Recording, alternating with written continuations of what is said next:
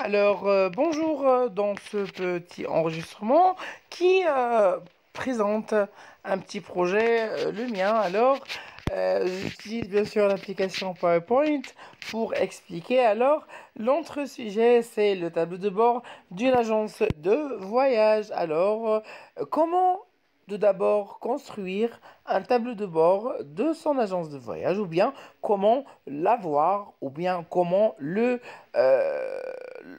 l'acheter, ou bien on peut l'acheter aussi, hein, parce que il est nécessaire pour trois points principaux de mon point de vue.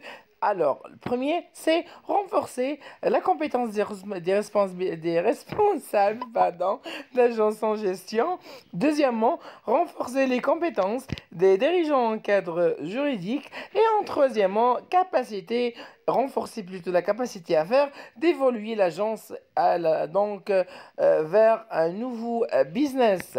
Donc, c'est ça le tableau de bord. Alors, tout le monde dit c'est quoi un tableau de bord mais on comprend pas c'est quoi les tableaux de bord. Alors, d'après les explications, le tableau de bord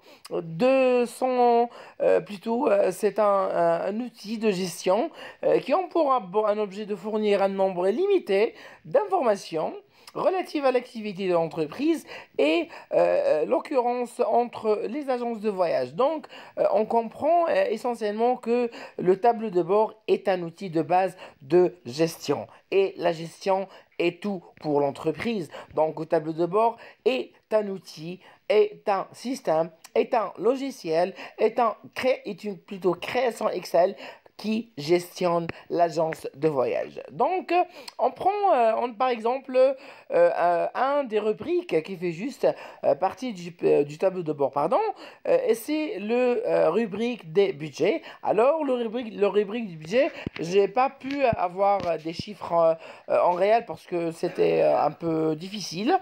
Donc, il contient le budget, l'avancement du budget, les réunions et points d'étape, répartition des rôles et évaluation de la prestation de l'agence. Et on parle par exemple de répartition du rôle. Voilà, vous, le gérant, le PDG, les agents, etc., etc. Donc ça, c'est juste un tout petit parti.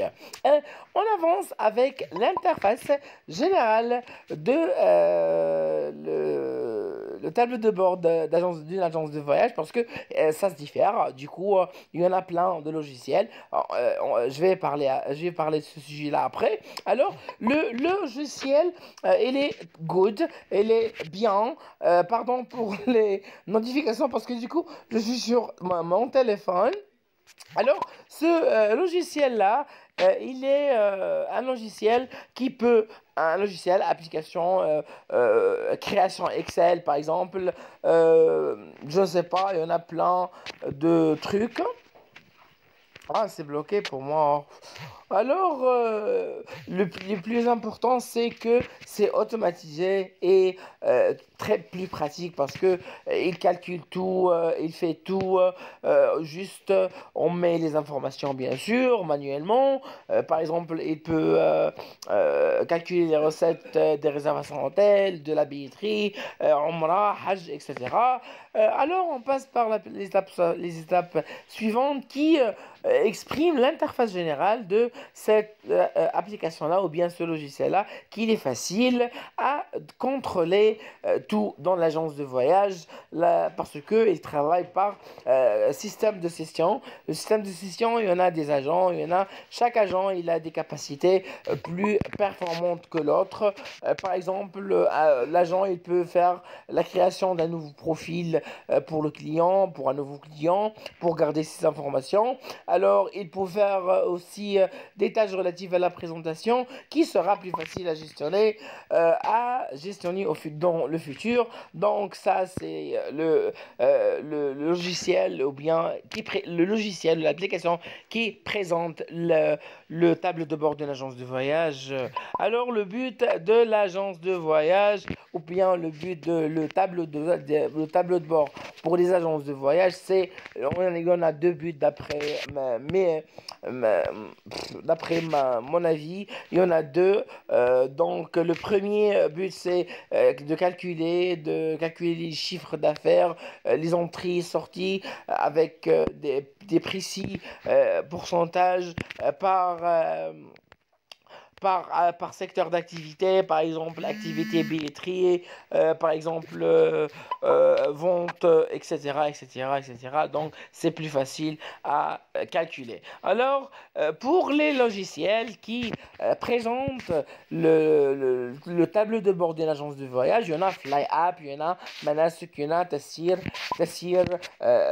donc il est le plus utilisé, surtout en Aba.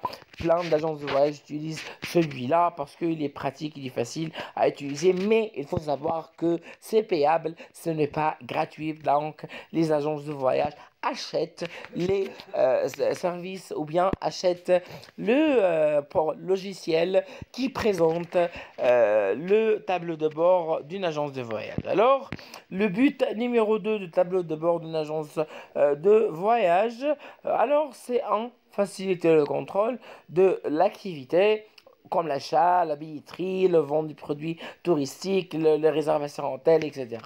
De centraliser son agence d'activité commerciale parce que la gestion joue un très grand rôle dans l'entreprise ou bien l'organisme lui-même.